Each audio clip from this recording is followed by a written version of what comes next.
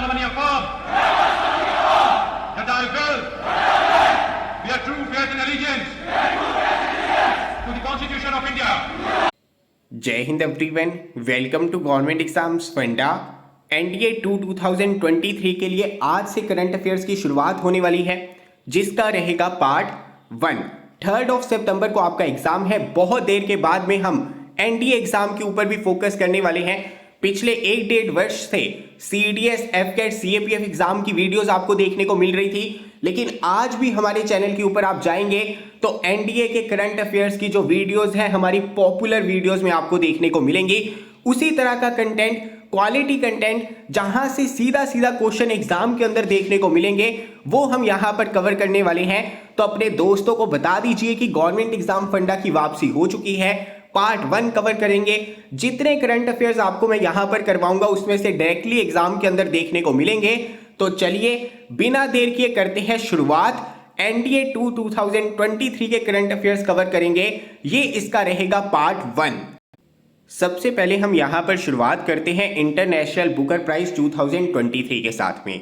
देखिए ये प्रश्न जो है ना सीधा सीधा आपका बन सकता है, क्योंकि यहां पर बुल्गारिया की जो जॉर्जी गॉस्पोडिनोव है, इन्हें इंटरनेशनल बुकर प्राइज 2023 से सम्मानित किया गया है। अभी आप यहां पर ध्यान से देखिए, आपको नॉवल देखने को मिल रहा है, उसके ऊपर क्या लिखा है, टाइम शेल्टर। तो यहां पर यह भी पूछा जा सकता है कि जो जॉर्जी गॉस्पोडिनोव है, उन्हें इंटरनेशनल बुकर प्राइज 2023 से सम्मानित किया गया। कौन से नॉवल के लिए, कौन सी बुक के लिए? तो इन्हें सम्मानित किया गया टाइम शेल्टर के लिए। इतनी सी चीजें आपको यहां पर पता होनी चाहिए। अगर 2022 की बात करता ना, तो तब ये प्राइज मिला था गीतांजलि श्री को। अभी नेक्स्ट क्वेश्चन आपका बहुत ज्यादा इंपॉर्टेंट है। हाल फिलहाल में यूपीएससी के चेयरमैन कौन बने हैं? तो यहां पर जो हमारे मनोज सोनी जी है ना, ये यूपीएससी के चेयरमैन बने हैं। यहां पर आपका एक और प्रश्न बन सकता है, जो यूपीएससी का चेयरमैन होता है ना, उसका टेन्योर कितना होता है, कार्यकाल कितना होता है? तो यहां पर ये होता है 6 इयर्स का, या फिर 65 इयर्स ऑफ एज। जो भी पहले कंप्लीट हो जाएगी उसके अकॉर्डिंग यहां पर इनका कार्यकाल खत्म हो जाएगा। जैसे मान लीजिए अगर इनकी एज होती 54, तो ये 6 वर्ष काम करेंगे, 60 इयर्स के होंगे, रिटायर हो जाएंगे। लेकिन अगर ये चेयरमैन बनते हैं 62 इयर्स में, तो जैसे ही ये 65 के हो जाएंगे, रिटायर हो जाएंगे, क्योंकि 65 इयर्स की एज के बाद में यूपीएससी की चेयरमैन आप नहीं बन सकते हैं, उसका कार्यभार आप यहां पर नहीं संभाल सकते हैं। तो इनके टेन्योर के बारे में यहां पर पता होना चाहिए। एग्जाम के अंदर प्रश्न जो है आपका बन सकता है। नेक्स्ट हम यहां पर बात करेंगे एक्सरसाइज लिनक्स के बारे में। ये आपकी एक नेवल एक्सरसाइज है, और कौन से 2 देशों के बीच में होती है? श्रीलंका की जो नेवी है और जो भारत की नेवी है, उनके बीच में आपको देखने को मिलेगी एक्सरसाइज लिनक्स। इसकी लोकेशन इंपॉर्टेंट है। श्रीलंका के अंदर देखने को मिली कोलंबो में। भारत की तरफ से पार्टिसिपेट किसने किया था, ये बहुत ज्यादा इंपॉर्टेंट हो जाता है। देखिए अब ना ट्रेंड आपका लगातार चेंज हो रहा है, तो यहां पर लोकेशन तो इंपॉर्टेंट है ही, प्लस भारत की तरफ से कौन सी शिप यहां पर पार्टिसिपेट करती है उसके ऊपर प्रश्न देखने को मिल सकता है। तो ध्यान में रखना, आईएनएस किल्टन और आईएनएस सवित्री ने एक्सरसाइज लिनक्स में पार्टिसिपेट किया था भारत की तरफ से। नेक्स्ट क्वेश्चन आपका बहुत ज्यादा इंपॉर्टेंट है। Which ministry launch 75-25 initiative? सबसे पहले मैं आपको बता दूं कि 75 मिलियन लोग ना हाइपरटेंशन से ग्रसित है और डायबिटीज से ग्रसित है। तो यहां पर जो हमारी हेल्थ मिनिस्ट्री है, उन्होंने कहा है कि स्टैंडर्ड केयर प्रोवाइड की जाएगी इन लोगों को जो हाइपरटेंशन और डायबिटीज से ग्रसित है। कौन से ईयर तक? 2025 तक। इसी वजह से अगर आपसे पूछा जाए कि 75-25 इनिशिएटिव किसने लॉन्च किया है, तो ये लॉन्च किया है हेल्थ मिनिस्ट्री ने। सिंपल सी बात है, 75-25 इनिशिएटिव का संबंध किसके साथ में है? उन लोगों के साथ में है जो हाइपरटेंशन और डायबिटीज से ग्रसित है, उन्हें यहां पर स्टैंडर्ड केयर मिल सके, और ये टारगेट हम अचीव करेंगे 2025 तक। इसी वजह से इस इनिशिएटिव का नाम है 75-25। आंसर होगा ऑप्शन ए। तो चलिए आगे बढ़ते हैं।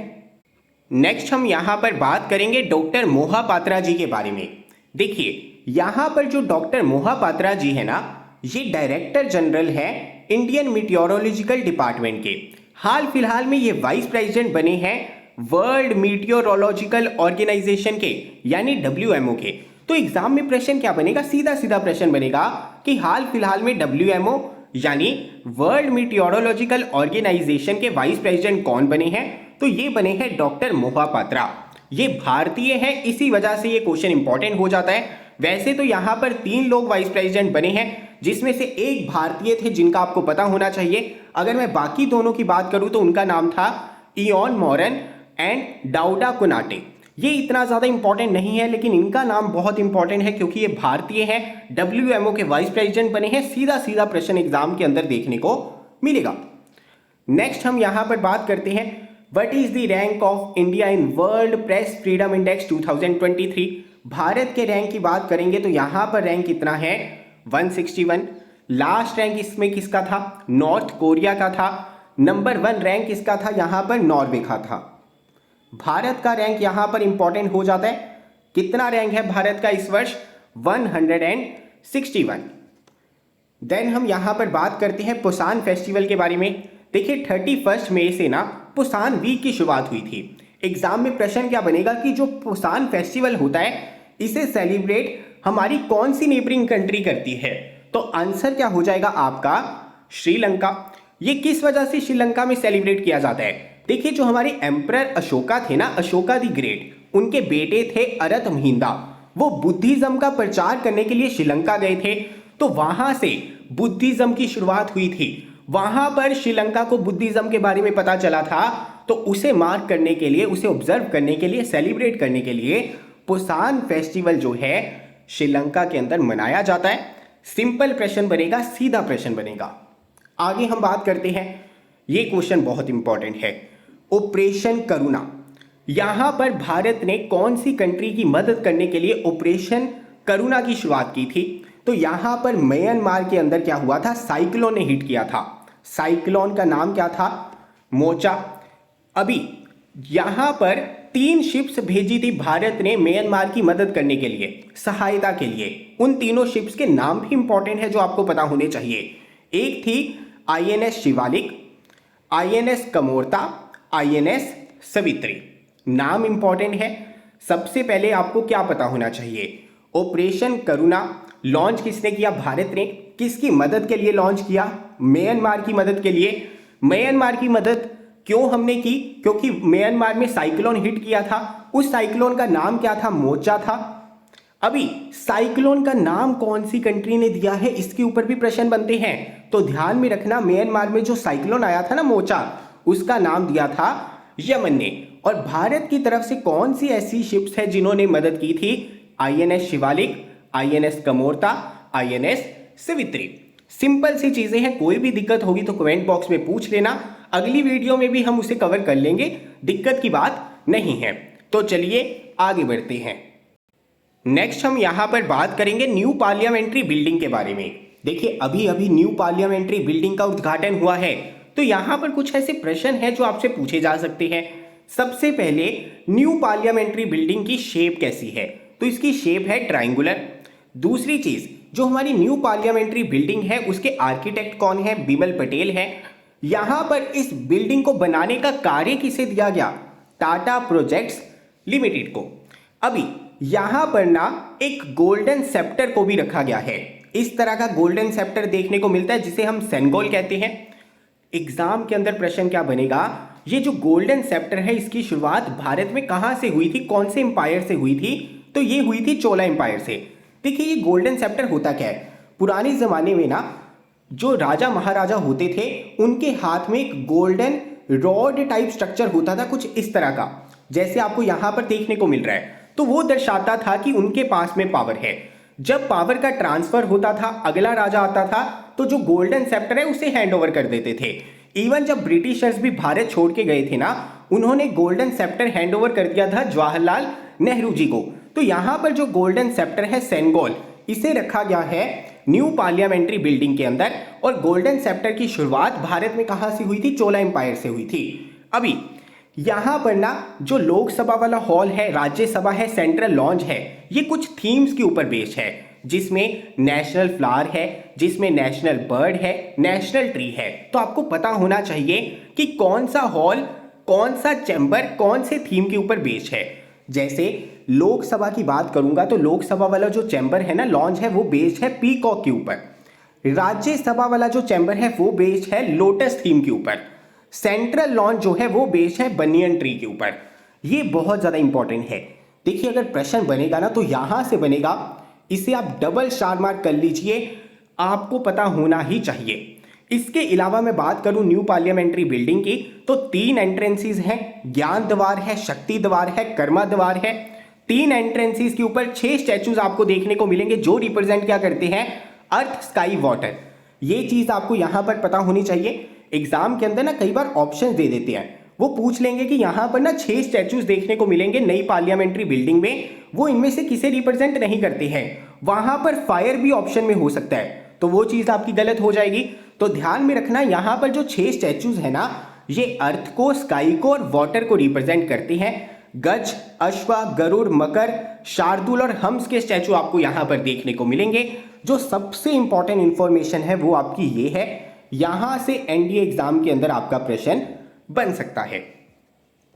इसके अलावा बात करेंगे जो न्यू पार्लियामेंट्री बिल्डिंग है, इसकी सीट्स टोटल कितनी है, 1272।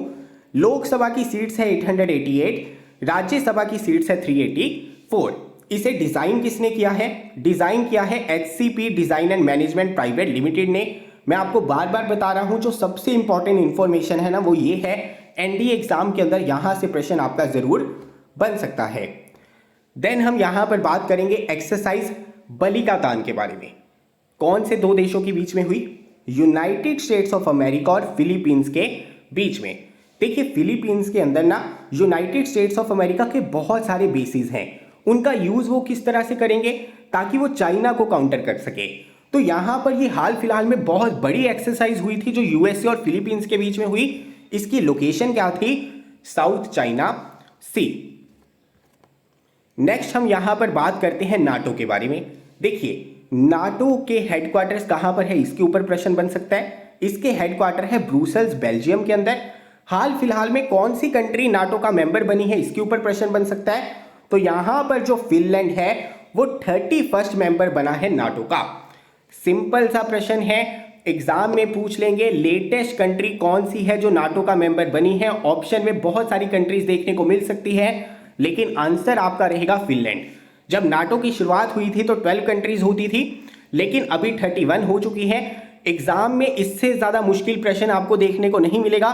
फिनलैंड के बारे में पता होना चाहिए और नाटो के हेडक्वार्टर्स आपको पता होने चाहिए, इतना सब। नेक्स्ट हम यहां पर बात करेंगे अंजलि शर्मा जी के बारे में। अंजलि शर्मा जी ने हाल फिलहाल में माउंट किलिमंजारो को कनकर किया था। अभी आप यहां पर इस पिक्चर को देखिए, यूनिक चीज क्या है, इन्होंने यहां पर हिमाचली ड्रेस पहनी हुई है। ये पहने हुए यहां पर इन्होंने माउंट किलिमंजारो को कनकर किया। यहां पर इन्होंने जो ड्रेस पहनी हुई है इसका नाम क्या है, लूनाछरी। ये ट्रेडिशनल ड्रेस है हमारे हिमाचल प्रदेश की। एग्जाम के अंदर जो प्रश्न बन सकता है उसके बारे में सुन लीजिए।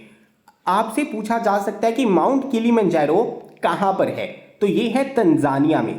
इसके अलावा जो अफ्रीकन कॉन्टिनेंट है ना, उसकी हाईएस्ट पीक है माउंट किलिमंजारो। तो 2 चीजें आपको पता होनी चाहिए। एग्जाम के अंदर अगर पूछा जाए अफ्रीकन कॉन्टिनेंट की हाईएस्ट पीक कौन सी है, आंसर रहेगा माउंट किलिमंजारो। अगर आपसे पूछा जाए कि माउंट किलिमंजारो कहां पर है, ये हाईएस्ट पीक कहां पर है, तो ये आपकी कहां पर है, तंजानिया में। और यहां पर हाल फिलहाल में इसे किसने कनकर किया है, अंजलि शर्मा जी ने। देन हम यहां पर बात करते हैं इंटरनेशनल बिग कैट्स अलायंस के बारे में। देखिए हाल फिलहाल में ना प्रोजेक्ट टाइगर के 50 ईयर्स कंप्लीट हुए थे। 1973 से अभी 2023 आ चुका है। प्रोजेक्ट टाइगर के 50 ईयर्स हमारे कंप्लीट हो चुके हैं। नरेंद्र मोदी जी ने यहां पर इंटरनेशनल बिग कैट्स अलायंस की शुरुआत की है। नेपाल भी इसका फाउंडिंग मेंबर बन चुका है। यहां पर 97 कंट्रीज को इसका पार्ट बनाना हमारा टारगेट है, नरेंद्र मोदी जी का टारगेट है। एग्जाम के पर्सपेक्टिव से आपको क्या पता होना चाहिए, पहली चीज प्रोजेक्ट टाइगर आपका कब लॉन्च हुआ, प्रोजेक्ट टाइगर के 50 इयर्स हो चुके हैं 2023 में, ये आपको पता होना चाहिए।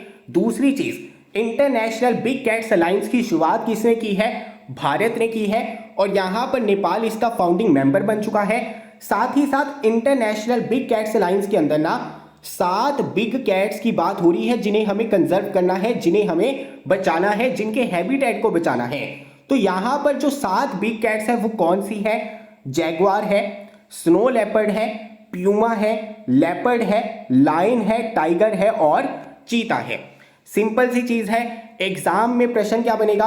प्रोजेक्ट टाइगर को कितना टाइम हो चुका है? 50 वर्ष हो चुकी है। 1973 में लॉन्च हुआ था, शुरू हुआ था, अभी 50 इयर्स कंप्लीट हुए। दूसरी चीज, इंटरनेशनल बिग कैट्स अलायंस की शुरुआत किसने की है? भारत ने शुरुआत की है। इसके फाउंडिंग मेंबर कंट्री के बारे में पूछ सकते हैं तो वो आपकी नेपाल हो जाएगी। इसके अलावा यह प्रश्न बन सकता है कि इंटरनेशनल बिग कैट्स अलायंस के अंदर कितने हमारे बिग कैट्स की बात हो रही है? तो 7 बिग कैट्स की बात हो रही है। वो 7 बिग कैट्स कौन सी हैं? जैगुआर है, स्नो लेपर्ड है, प्यूमा है, लेपर्ड, लायन, टाइगर और चीता है। तो इतनी सी इंफॉर्मेशन आपको पता होनी चाहिए थी। ये हमारा था पार्ट 1। आने वाले पार्ट के अंदर हम बहुत सारे करंट अफेयर्स कवर करने वाले हैं, लेकिन उतने ही करंट अफेयर्स कवर करेंगे जो एग्जाम पर्सपेक्टिव से इंपॉर्टेंट है और सीधे सीधे एग्जाम के अंदर आपको देखने को मिलेंगे। तो चैनल के साथ में जुड़ जाइए। पार्ट 2 के साथ में जल्द ही मिलूंगा। जय हिंद।